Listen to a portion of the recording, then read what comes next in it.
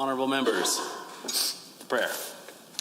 Lord, the God of righteousness and truth, grant to our Queen and her government, to members of the Legislative Assembly, and to all in positions of responsibility the guidance of your Spirit. May they never lead the province wrongly through love of power, desire to please, or unworthy ideals, but laying aside all private interests and prejudices, keep in mind their responsibility to seek to improve the condition of all. So may your kingdom come and your name be hallowed. Amen.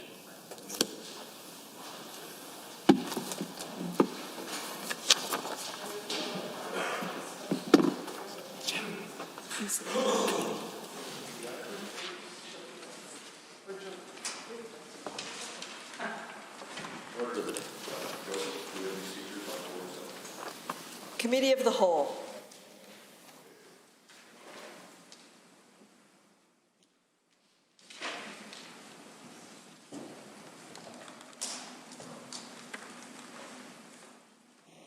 Honourable members, I'd like to call this committee to order. We have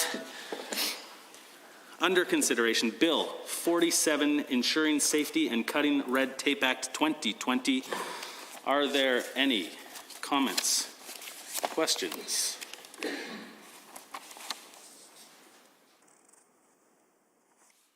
Or amendments to be offered with respect to this bill? At this time, I see the honourable member for Edmonton, Mel Woods, has risen. Thank you very much, Mr. Chair, and good morning, everyone. Very pleased to be rising to talk about Bill 47, the Ensuring Safety and Cutting Red Tape Act, in Committee of the Whole. I have a number of significant concerns about this piece of legislation. First and foremost, the timing. That we are debating something that impacts worker safety, as well as the benefits and supports that workers get should they be injured or killed on the job in the middle of a pandemic. A big part of that concern stems from how important and critical to both employers and workers that the workers' compensation system is. And the fact that to get to Bill 47, a wholly inadequate consultation was run. And in order to make the case that this consultation was inadequate, that the majority of, absolutely the majority of Albertans have no idea that this was consulted on or that this is happening right now in the legislature.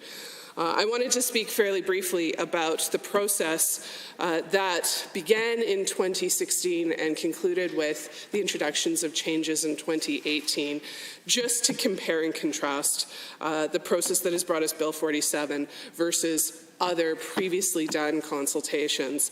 And so I really want to start off by just saying that when the previous government, the NDP government, went to look at occupational health and safety and workers' compensation, one of the big issues we were dealing with was the fact that these two pieces of legislation had not been reviewed in decades, in 30 years in one case and 40 years in the other.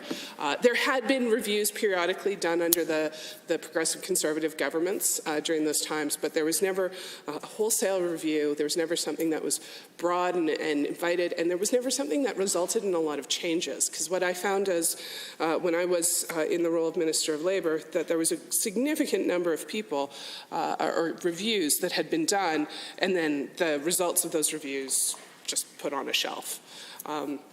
And so that meant that when we were reviewing, starting in 2016 all the way through to 2018, that a lot of attention and care was put into what that consultation looked like. And I would suggest that the consultation, particularly for the WCB piece, where we have seen such tragic and heartbreaking issues when the system does not work, was particularly well done.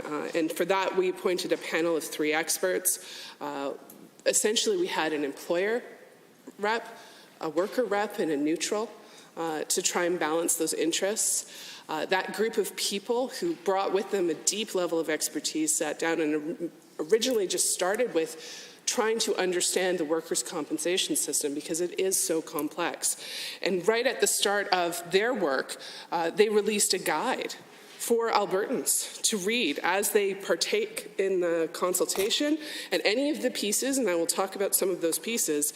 But there was a really important guide to the review that summarized key information, summarized aspects of the system, and ideally helped anyone who really wanted to dig in and engage a good baseline information of how the system worked and what was happening with it.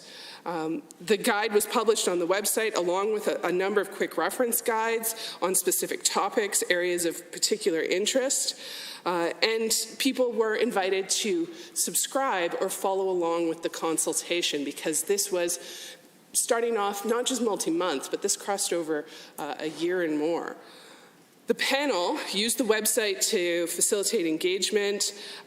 They did 9 web-based questionnaires tailored for different audiences. So there was a questionnaire specifically for injured workers, as an example, because each of the different stakeholder groups have different areas of the system that they interact with, different challenges and focuses. There was a separate questionnaire for employers, one for unions, one for industry associations, safety associations, and at the same time, written submissions were being invited. There's even a very, very detailed workbook that was completed. And so those written submissions that we're talking about were incredibly detailed and complex, and there were over 60 of those received. A great deal of attention was paid to promoting the engagement, reaching out to key stakeholders, asking them to help spread the word. And a big part of that was the fact that the consultation and the engagement took place over a long period of time, allowing more and more people to hear about it. In contrast, the consultation to Bill 47 was only ever posted on a government website. It was not promoted by this government. The Minister of Labour did not even share it on his social media accounts. There was virtually no attempt to make sure that workers working in the middle of a pandemic were even aware that this consultation was taking place. Some stakeholders were engaged and invited to submit. I know I've talked to stakeholders who said, boy, we weren't given a lot of time. It felt very, very fast. Ultimately, the fulsome, more appropriate consultation that took place in 2017 ended up with nearly 2,000 responses to online questionnaires, 500 written submissions, and those workbook responses, those really in-depth responses. Injured workers are a stakeholder group that is critically important to changes to workers' compensation, but is also really difficult to engage because there isn't an injured workers club. There isn't an injured workers association because injuries can happen to anyone from any industry, any socioeconomic background. So that particular group, really important to connect with, but also challenging to reach. And so in order to reach injured workers, the panel actually traveled and went to different places in the province to make themselves more available and accessible to those injured workers. And specific effort was made to reach out to injured workers. All of that just led up to the midway point. That's only part way. This is the initial gathering of information. The panel then set about distilling this information, reading the perspectives, considering all of this, and identifying areas of the system that were complex or controversial or confusing or needed further study. And then they started holding engagement sessions. They called them Working Together engagement sessions. They were held in November 2016. They brought together individuals representing each of those groups. This is critically important, and it was incredibly effective because all of those stakeholders in that room were put in a position to better understand the other perspectives in the room. We wanted workers to understand the employer perspectives, the pressures, their view of the system. Employers need to understand what's going on with health safety associations and vice versa. All of those stakeholders working together. They were facilitated small discussion groups, considering those particularly tough issues. And there were also 4 areas that needed more in-depth discussion, and that included occupational diseases, which I would say that area has been damaged by Bill 47, or will be should this bill pass. Psychological injuries, again, impacted in Bill 47. Presumptive coverage, and data. And so in December of 2016, the panel started hosting trend talks, again, bringing those stakeholders together to talk about those particularly difficult and challenging issues. In one particular trend talk hosted in Calgary, 70 individuals were there to talk about all of the issues, including experts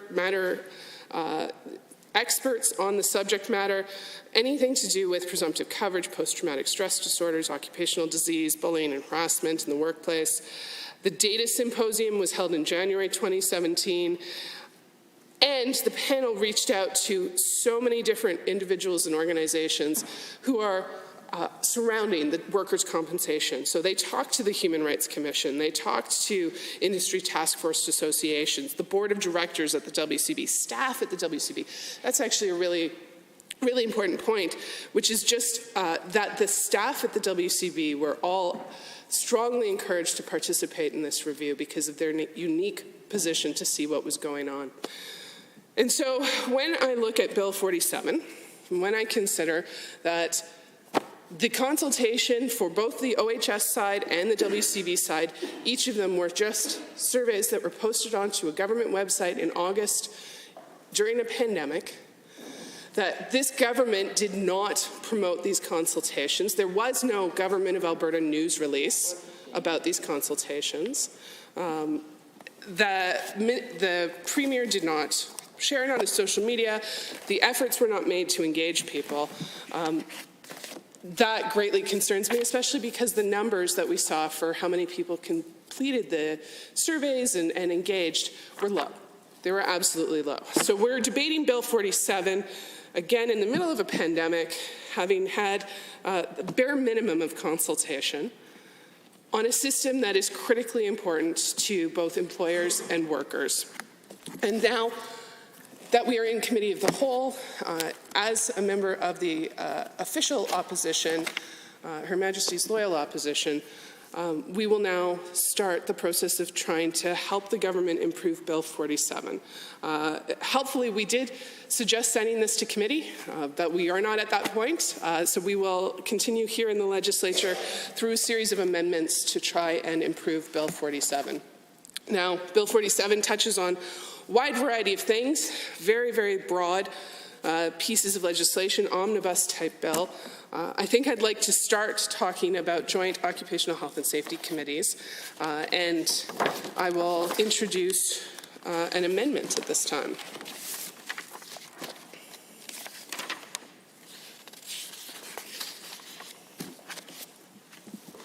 Thank you, honourable members. Just for everybody's benefit, this will be referred to as Amendment A1. There will be copies available on both side tables close to the doors. If you put your hands up, of course, one will be delivered to you.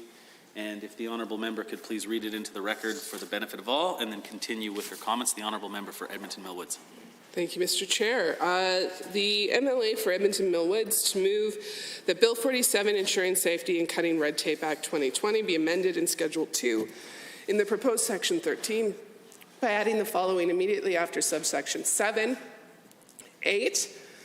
The employer shall ensure that sufficient time is provided during normal working hours for Joint Health and Safety Committee to hold its meetings and carry out its duties and functions. So, Mr. Chair, this amendment is, in my mind, something that is very straightforward and I don't believe is counter to any of the government's intentions with the changes in the Joint Worksite Health and Safety section. Now, I do have serious concerns around how these committees will be effectively harmed should Bill 47 pass. There's a number of changes to the Occupational Health and Safety committees. They now are more employer committees than the version that currently exists in the legislation. The balance between numbers of workers and employers has been shifted. There have been changes made in the legislation, employers would no longer need to post the names of the people on the Joint Worksite Health and Safety Committee in a public space so that workers might know who represents them on that committee or might be able to find out who they can talk to. Those types of changes are incredibly unhelpful. And one of my concerns is the watering down of joint health and safety committees and the long-lasting impacts that will have. Because these joint safety committees are fulfilling that very, very important right to participate and right to know for workers. Participate in their own health and safety, know about hazards. And my concern with the current drafting is that it's actually made way less clear what employer support needs to be given for a joint worksite health and safety committee. And through this amendment, I want to be very, very clear that employers should be providing time to make sure that the Joint Worksite Health and Safety Committee can hold its meetings and carry out its duties and functions. And that clarity should be visible in the legislation, so that when a worker goes to look at what their rights are, that is something clear that they can take to their employer and have a conversation about it.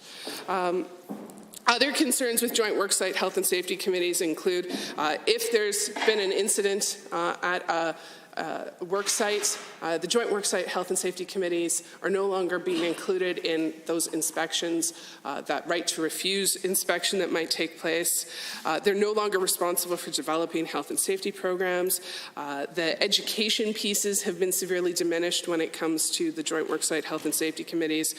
There's a number of ways that they have been severely limited. And I mean, everything from the language in the legislation no longer talks about quorum or how meetings can be called or minimum requirements for meeting minutes.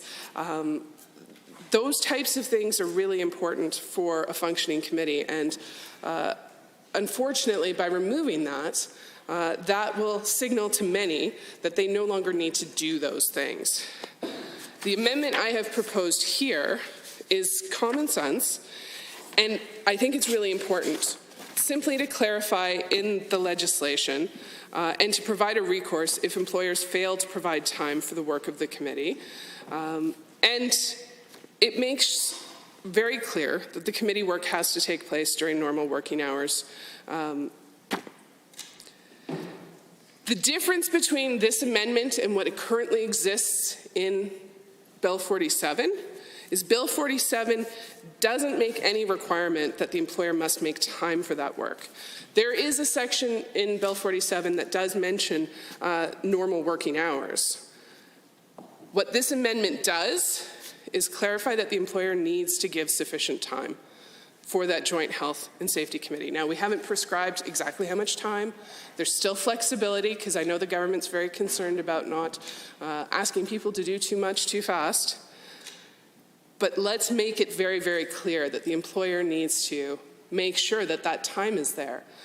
Because just saying that the committee workings will happen during normal working hours, if somebody is scheduled and there isn't that clarity, it could impede the Joint Worksite Health and Safety Committee from meeting. So this amendment just takes care of that. And I believe aligns with the government's own intentions. Based off of the conversation and the comments that I've heard from the Minister of Labour in the debate for this piece of legislation so far. So we are simply adding in that new section, making it very, very clear that the employer must make time for the holding of meetings and for the committee to carry out its duties and functions, because without that section, as a layperson reading the legislation, it is not clear. And so if it is the government's intent that the Joint Worksite Health and Safety Committee operate during normal working hours, that employers provide that time, then this clarifying amendment simply puts that language into the bill in a way that workers and employers will be able to read, understand, and respond to in turn. So I certainly hope that we can enter into a good debate, a committee of the whole, on a number of pieces. This bill needs significant improving in order for it to pass, and I think this is just the first step along that.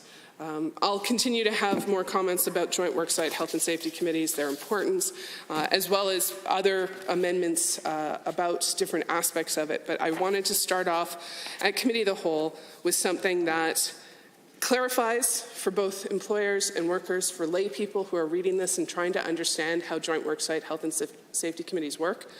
And I hope would be one that we can have a good discussion on and potentially put to work.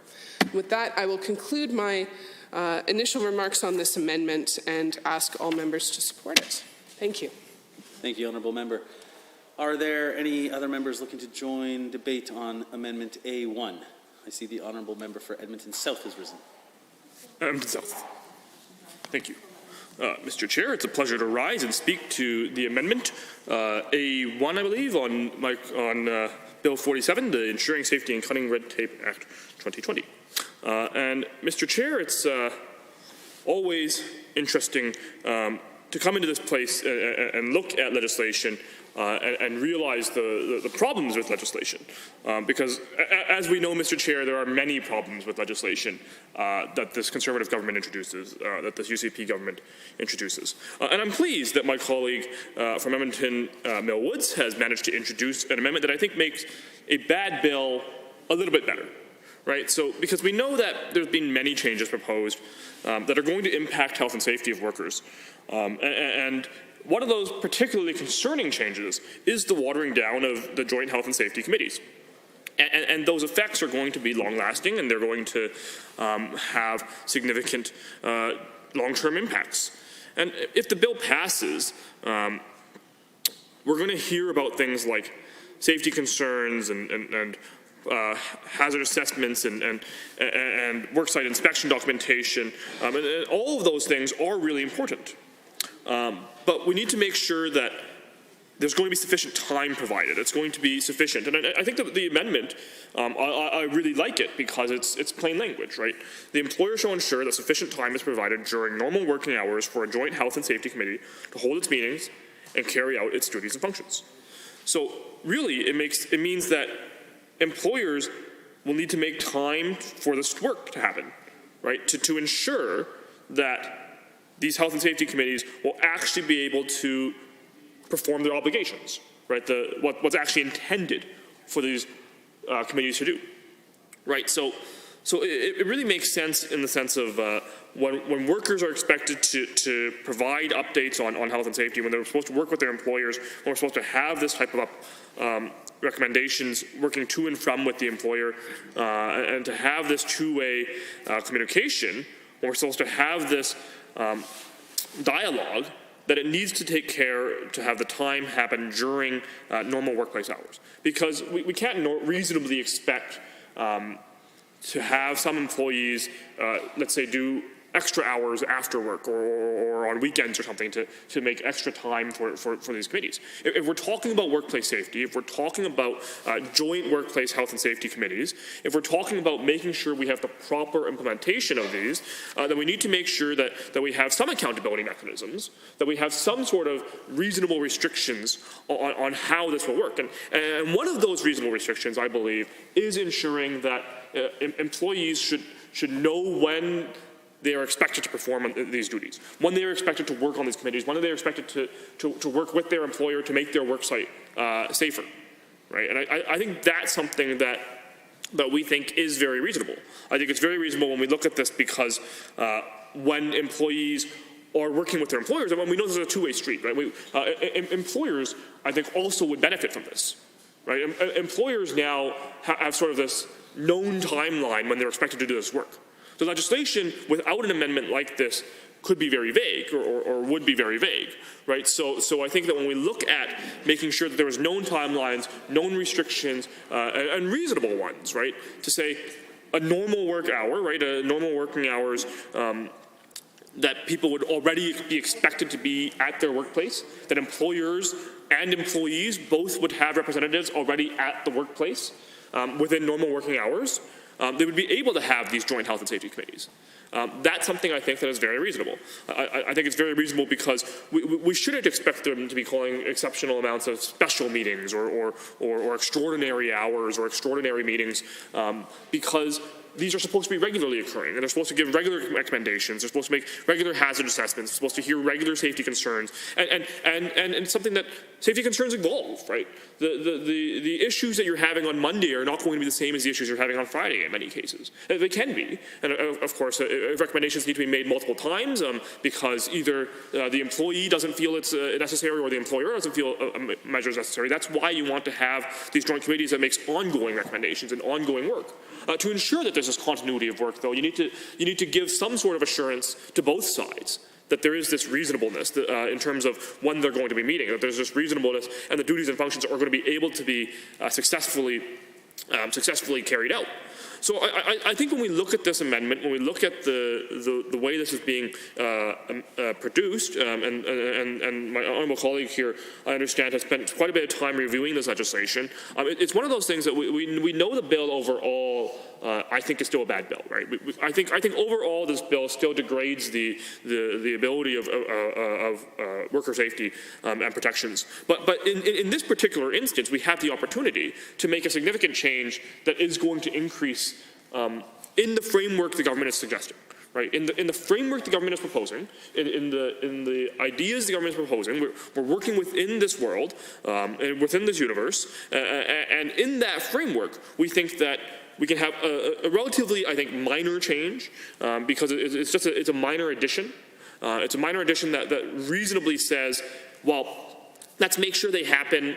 If you normally work Monday to Friday, then let's make sure they happen Monday to Friday, right? If you normally work every day from whatever hours, and then make sure they happen in those hours, right? Because again, I don't think it's reasonable for employees, let's say, to demand that these meetings happen at 9 p.m. on a Saturday, if that's not a normal working hour for them.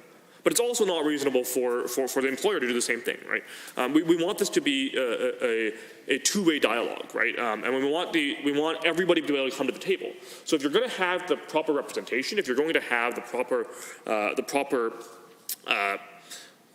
work of this committee done, if you're going to make sure that these committees are able to perform at the level we expect, and to do that, which I think that we want them to be able to have that, we want them to be able to work collaboratively, we want the committees to be able to not be adversarial, we want them to be productive meetings. To do that, we need to make sure that there are some parameters around and some guidance for employers and employees on how this should work.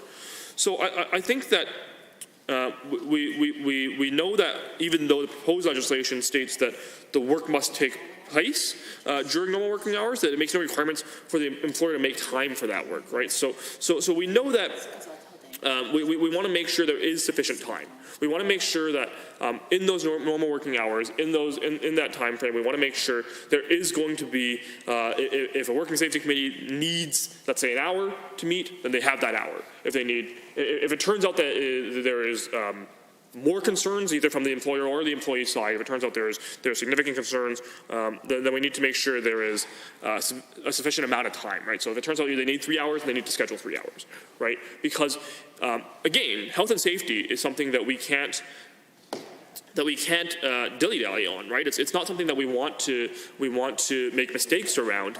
So we want to make sure that there's sufficient time. We want to make sure the employer works with the employees, that the employers work with the organizations and the employees, and we have a productive environment. So I think that when we look at these policies, when we look at the proposed amendment, I think it's a very reasonable amendment. I think it's a very minor amendment, and I'm optimistic that we'll be able to hear from the minister soon, and that we'd be able to support this. Thank you. Well done. Thank you, honourable member. Are there any other members wishing to? I see the honourable Minister of Labour and Immigration has risen. Thank you, Chair. And I'd like to speak to the amendment proposed by the honourable member and make some comments in regards to comments made by the member from Edmonton Millwards concerning consultation. First off, and we've had this conversation in the House before, we did consultation in regards to the changes here. We did 2 discussion guides. We held consultations over July and August. We put out a survey and received over 300 responses, over 50 written responses. We held 4 virtual workshops, and in addition, we reached out to stakeholders, and that includes employee representatives, unions, employers, health and safety experts, and we got a significant amount of input. And Mr. Chair, the direction we got, and particularly on this item, because I want to spend some time on this item in terms of occupational health and safety and health and safety committees, the direction that we got was this was overly prescriptive. That even though conceptually health and safety committees, and we agree that health and safety committees can add tremendous value, but you can't tie their hands. They need flexibility to operate the way they need to operate that suits their organization. And quite frankly, what we got told was there's far too much prescription in this. And I'd like to just, as a brief segue on this point, Mr. Chair, is when we made these changes, our focus is actually improving health and safety outcomes. Because what we saw, Mr. Chair, was that over the last 7 years, there has been no move in terms of workplace injuries. They've been flat, even despite these changes being put in.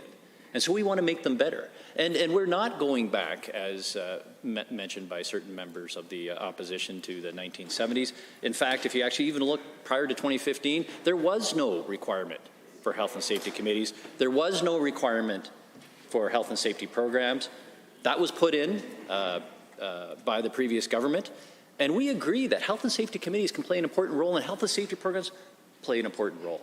And so we left them there. But what we heard from the health and safety experts was the level of prescriptiveness ties the hands of the parties to be able to make real progress in terms of identifying risks and then mitigating those risks. And so we took out a number of elements that were prescriptive to health and safety committees. And the intent is then to move some of these, where appropriate, into the code. And the honourable member across the way spoke to wanting to put more detail in the Act, and that's what this amendment purports to do, and I'll talk to that specifically in a moment. But again, the purpose of the Act is to set out a framework, a broad framework in which the parties can act. And then the code comes after that, right? And I already indicated in this House that we will do further consultation on the code to get the elements right. But what's important is that we have the core elements or the key elements, the broad framework, and then we do detail in the code. And Mr. Chair, I show a copy of the Occupational Health and Safety Code. This is the older version. But this includes the Act, the regulations, and the code. And as the honourable member across the way will know, that I'm sure she has one in her office, and I have one in mine, and all health and safety professionals have ones in theirs, and they're often available at the workplaces to be able to be accessed. Right? And so for that purpose, is that it's important. Yes, it can be in the Act, but the Act also includes the regs in the code, and they can be available. But what's important, Mr. Speaker, is that the purpose of the Act is to provide the broad framework. You want the minimal amount of prescription in that, and then if there is more prescription that's needed, you can put that in the code. But again, it's about flexibility, and again, it's about changing the culture in organizations and allowing them to take hold of it and do what they need for what's applicable. So when we start looking at this particular amendment, proposed by the honourable member across the way, and I appreciate the sentiment where it comes from, is adding clarity in the code, in the Act. We keep talking Labour Relations Code is the Act, where the Occupational Health and Safety Act is the Act here. It's different, and the code is behind it. But when we talk about changes in the Act, we want the framework. And if we look at the current framework, if we look at in Bill Item 13, subsection 7, it already states that a Joint and Health Safety Committee shall hold its meetings and carry out its duties and functions during normal working hours. And I appreciate the add-on that the honourable member is asking is showing that the employer shall ensure that sufficient time is provided. But I would like to point out in terms of general duties or general obligations under Section 3 and subsection 3(1)(e) that the employer has an obligation to ensure that the Joint Health and Safety Committee, right, can fulfill its functions under the Act and the regulations and the code. And part of the importance of fulfilling this function is having time. So when we go back to first principles here, Mr. Chair, we go back to first principles and we look at, what is the purpose of the Act? It's to set the broad framework. And I believe that the Act as written does provide the broad framework. that this is not a necessary add because it's actually covered under Section 7 and the general obligation. And to the extent that there needs further clarification, well, then maybe if that is needed, and we'll find that out because we are going to do more consultation on this, then we'll put it in the code.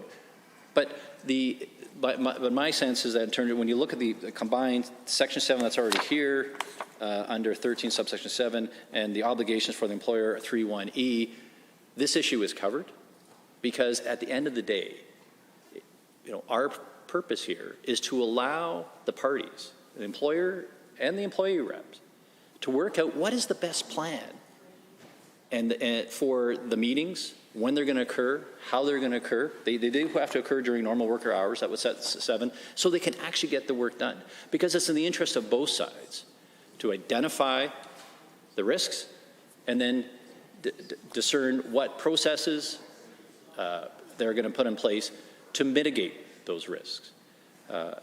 And the last comment, so in that regard, Mr. Chair, what I will say is while I respect the direction that the honourable member across the way wants to go with this one, I do not think it's necessary because it's covered in the Act, and it goes against the general thrust of what we heard is be less prescriptive here. To the extent we need more, do it in the code. We will consult on that, and with that, I urge my colleagues to vote against this amendment as it's not required.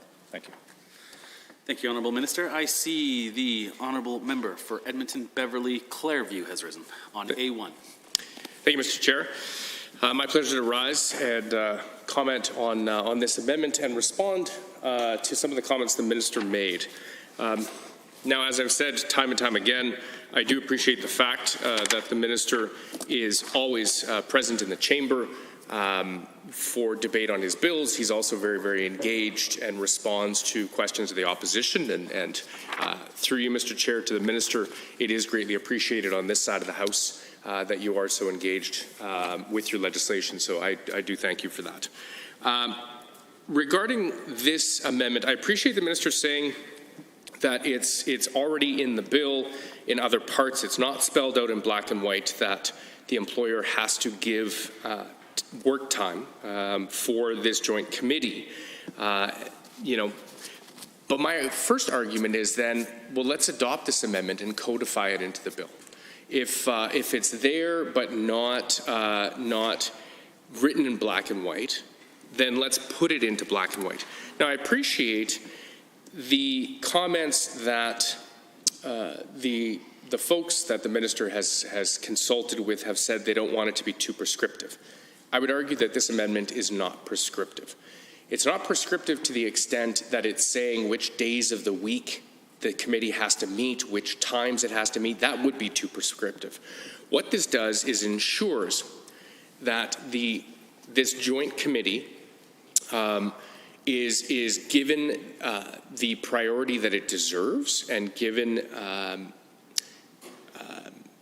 the priority in that there's time allocated for this committee to meet. It's not do it on your own time on the weekend, do it in the evening, but it shows that the employer is committed to this. Now, I'll be the first to say that there are many employers who take safety as their #1 priority. In fact, we see lots of examples of companies that have displays that talk about the number of days they've gone without a workplace injury, that truly do put worker safety as the pinnacle, because they recognize not only the value of every human life, but also that if you have workers that are injured, you're also losing productivity. And so it's in the best interest of the company to ensure that they're doing everything they can to ensure that workers are protected. And so I do appreciate that, absolutely. And I would argue that is the majority of employers in our province, for sure. Unfortunately, like in all professions, there are always a few that will only ever meet the minimum required. And that's in all sectors, in all fields. And it's unfortunate. It's not the majority, thankfully. But that's where, again, laws are needed, safety regulations are needed to ensure that at least there's a minimum bar that's being met. And so this just ensures that these joint committees, which I do believe that there is research that indicates that these joint committees are better at ensuring workplaces are safer when you have these joint committees that have an employer, they have the employee, they have the different stakeholders represented that are all at the table talking about how to ensure to continue to work toward a safe environment and a safe workplace, and provide opportunities to look at ways to augment and enhance that. And so I do believe that this is a important but minor amendment that will help improve the bill. Again, I appreciate the minister saying, well, the bill essentially says this. Then you know, my point is, well, let's codify this and ensure that there is time allocated during a workday for this committee to be able to carry out their duties and functions. Again, I'm sure that there are many employers that do this, but for those that may be the few that don't place this as a high priority, this will help ensure that it is a priority. And again, you know, if we can prevent, you know, and have zero workplace injuries, I mean, it's better for everyone, for the sector, for the company, for the shareholders, for the stakeholders, for the employees. And so with that, I encourage all members to vote in favor of this, in favor of this amendment. Thank you. Thank you, Honourable Member. Are there any members looking to join debate on A1? Seeing none, on the amendment as proposed by the Honourable Member for Edmonton Mel Woods, all those in favour, please say aye. Aye. Any opposed, please say no. No. That amendment is defeated. We are moving back to the bill. I see the Honourable Member for Edmonton Mel Woods has risen. Thank you very much, Mr. Chair. I will start my remarks just by saying that I will introduce another amendment at this time so that can be distributed.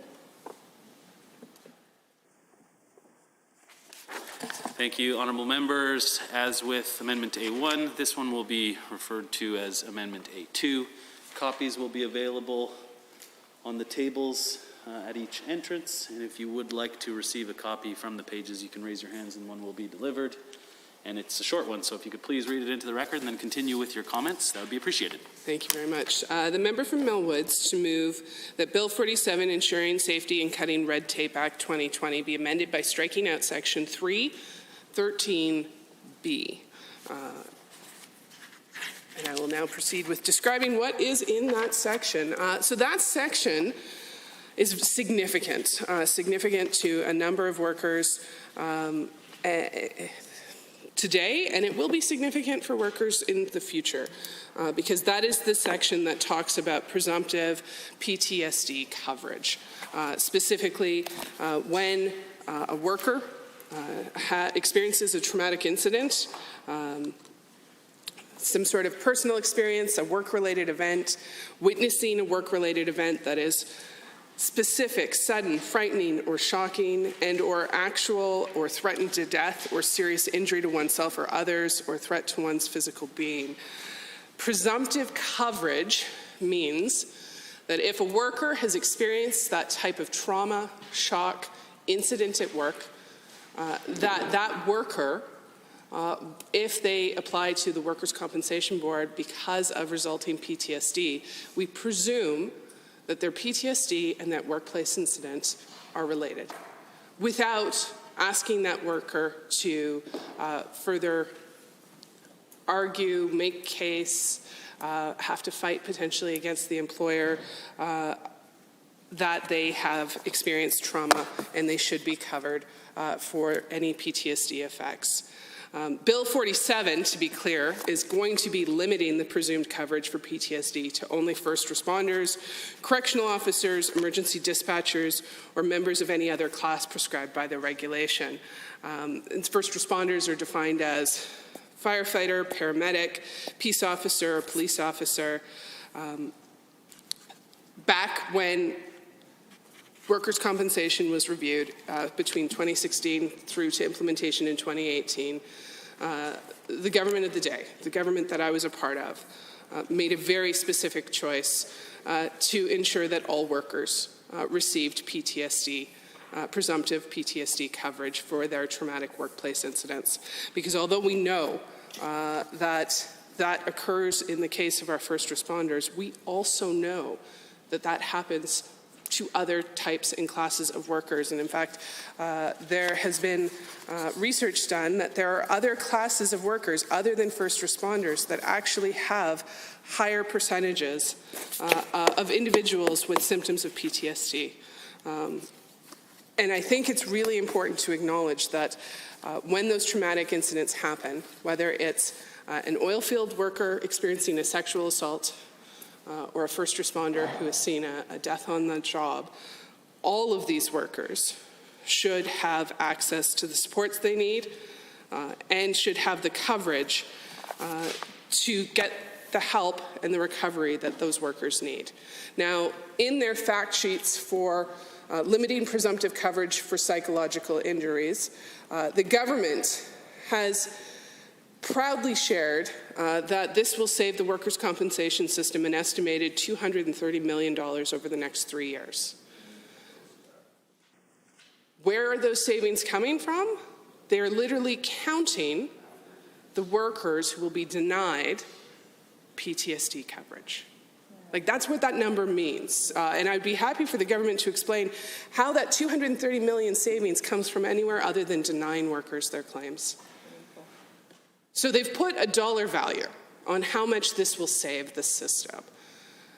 But instead of talking about that dollar value, which is the cost to deny these workers, perhaps we should talk about the impact for workers who have to argue with the system, to be their own advocates, potentially to hire advocates, to try and make the case that they deserve the same coverage because of the traumatic workplace incident. And let's be very, very clear. We are not talking about workers who have not experienced traumatic incidents. We are only talking about the class of workers that this section would apply to, and that would be workers who have experienced trauma in the workplace. And I argue very, very strongly that all workers should have that presumptive PTSD coverage because in order to destigmatize PTSD, in order to prove access to supports, we need to acknowledge that it can happen in any workplace. And we need to make sure that that coverage is there to support workers going forward. And if this government was serious about cutting red tape, well, let's cut this potential red tape for workers. Because I think Bill 47 has been drafted with a very specific lens, and it's a very employer-focused lens. And I think we need to add a little bit more compassion and thought as to what will happen to these workers. And I'll just very quickly, this is a news story, CBC news story that I would be happy to table later this afternoon, Mr. Speaker, from November 2019 of a woman named Susan who fought for 6 years against the workers' compensation system because she was sexually assaulted on a work camp. And it took 6 years for WCB to finally cover. They fought every step of the way. She ended up needing to get help to try and argue with the WCB. A psychologist had diagnosed Susan with post-traumatic stress disorder. She had had the 2 counts of sexual assault at her workplace. There was even criminal charges involved, and yet the WCB would not cover this woman's case. Finally, the appeal commission decided in her favor. Again, 6 years later,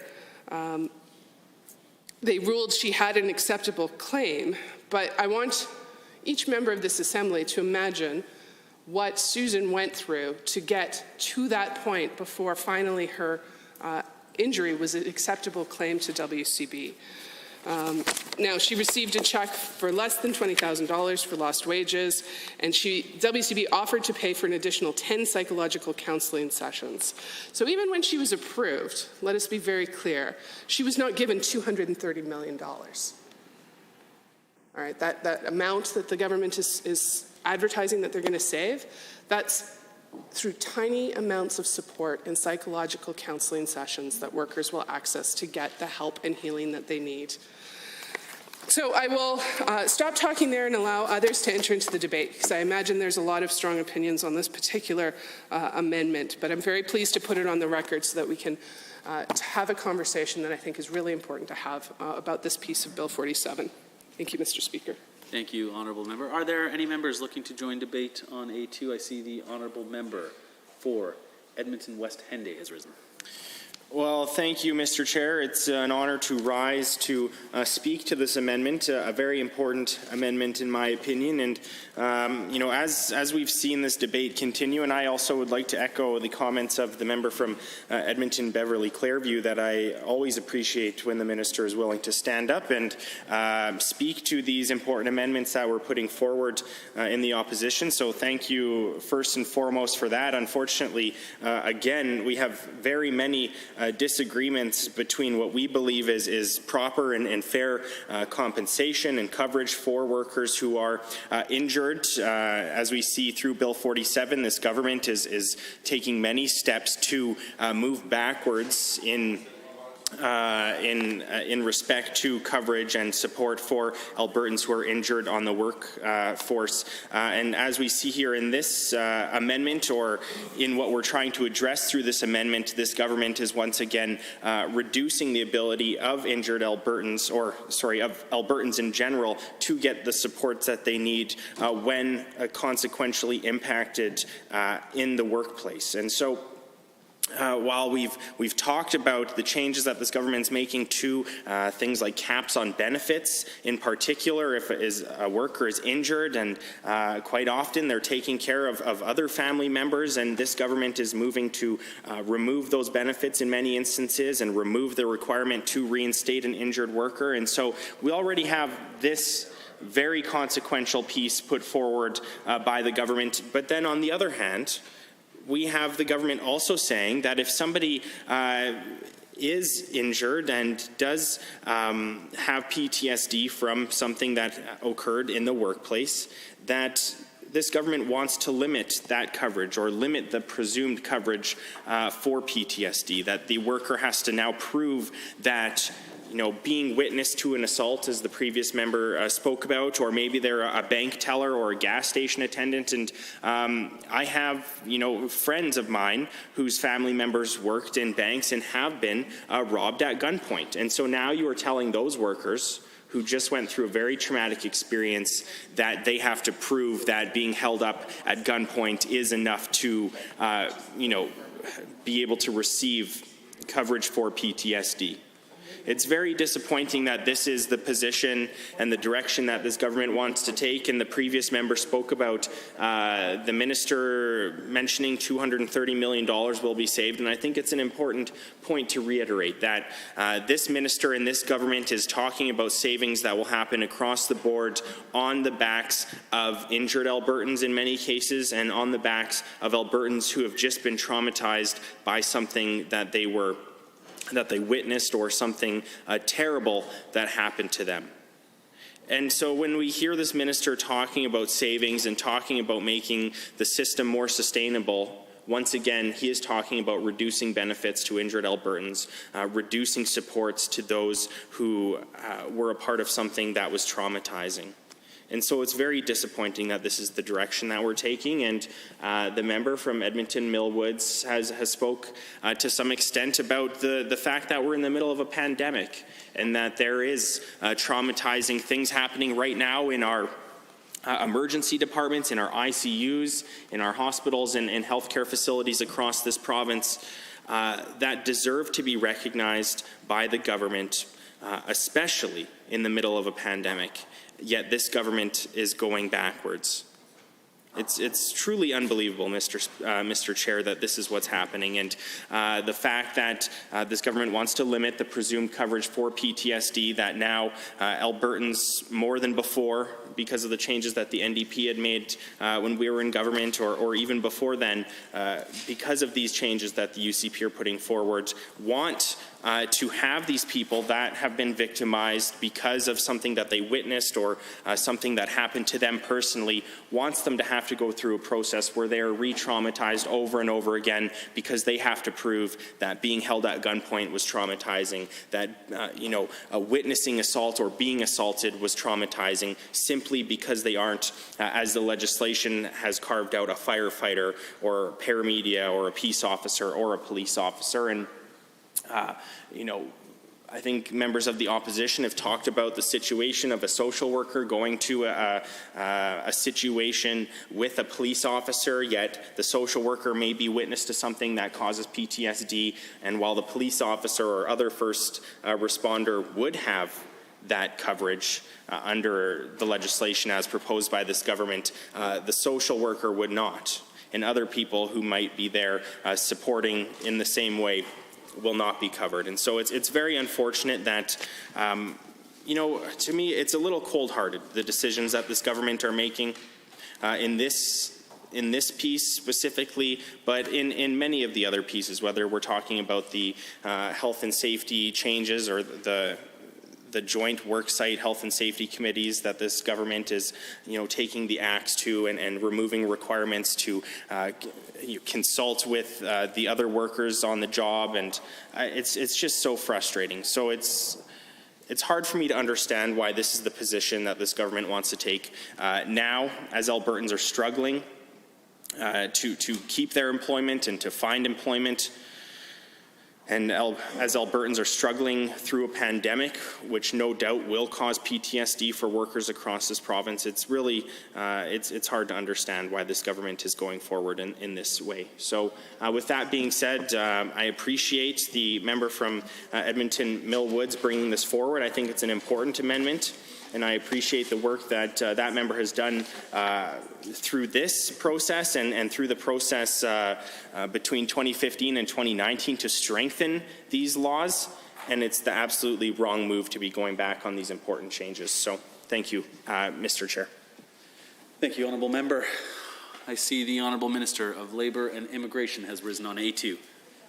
Thank you very much, Mr. Chair, and I'd like to speak to A2, and I fully appreciate the comments made by the members opposite of saying that we need to provide benefits to those who are injured at work, and that is the purpose of the workers' compensation system. But I want to take us a step back in terms of the nature of workers' compensation, which is to provide benefits to those who are injured at work.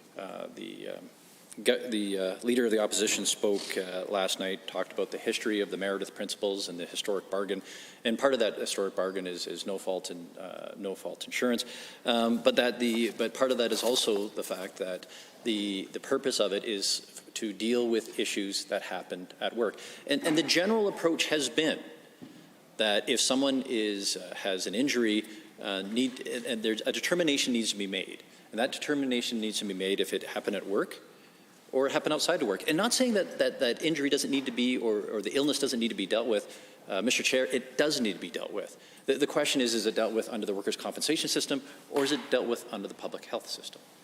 So the typical way for all injuries is if something occurs, an assessment is made and determined is it a result of what happened at work or not.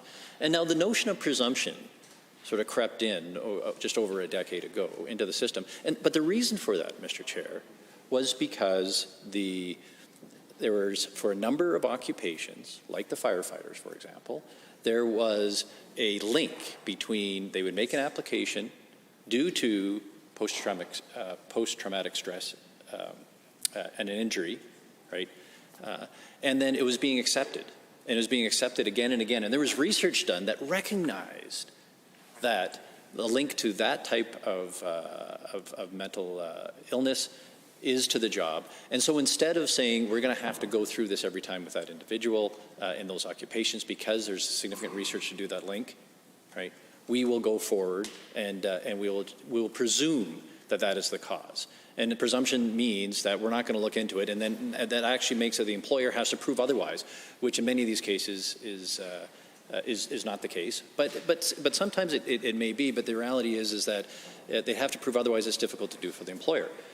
And so that is for select occupations. Now, the changes made by the previous government was not only to apply it to select occupations, but to apply it across the board, where there isn't necessarily the same amount of evidence that exists, and to throw it very broadly. So yes, a traumatic incident and any incident of mental illness. Now, Mr. Chair, that mental illness needs to be addressed. The question is, do we address it in the public healthcare system or in the private healthcare system?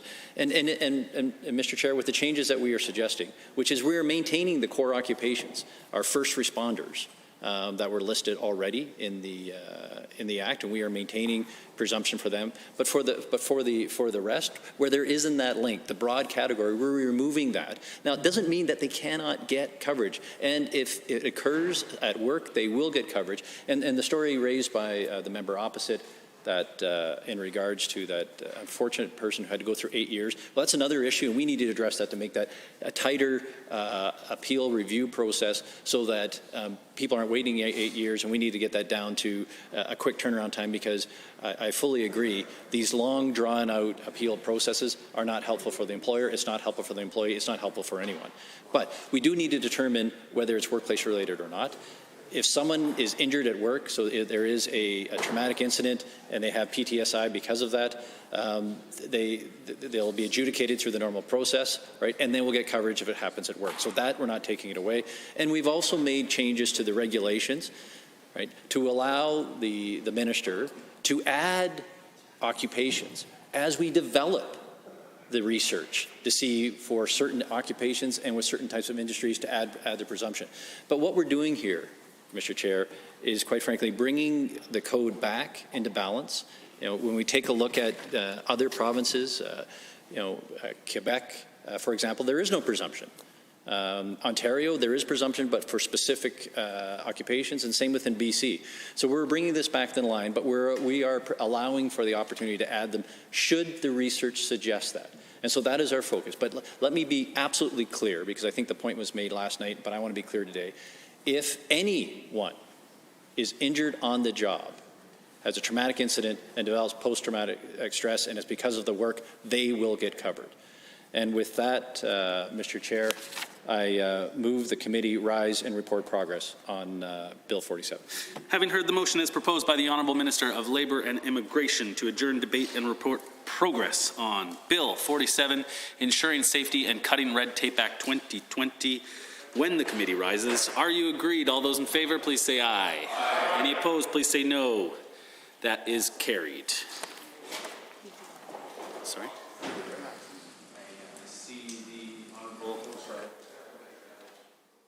I see the Honourable Minister of Transportation. Sorry, I was about to make a motion to adjourn the Assembly. Do we need to do more things with the rise and report first? Just make a motion to rise and report, and then we'll do that. And we'll move to rise and report progress. Sure. Having heard the motion as proposed by the Honourable Minister of Transportation, are you agreed? All those in favour, please say aye. Aye. Any opposed, please say no. That is carried.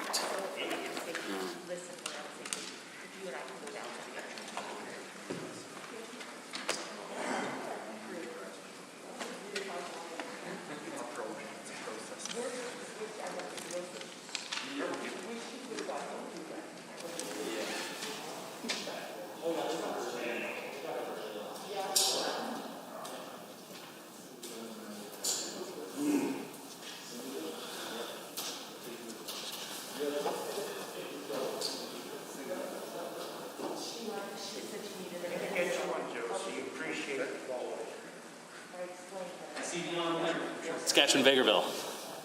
Mr. Speaker, the Committee of the Whole has under consideration a certain bill. The committee reports progress on the following bill, Bill 47. Mr. Speaker, I wish to table copies of all amendments considered by Committee of the Whole on this date for the official records of the Assembly. Thank you, Honourable Member. Does the Assembly concur in the report? All those in favour, please say aye. Aye. Any opposed, please say no. That is carried. I see the Honourable Minister of Transportation is rising. Thank you, Mr. Speaker. At this point, I move the Assembly adjourn until 1:30 p.m. today. Thank you, Honourable Minister. All those in favour of the motion as proposed by the Honourable Minister of Transportation, all those in favour, please say aye. Aye. Any opposed, please say no. That is carried. We are adjourned until 1:30 p.m. today.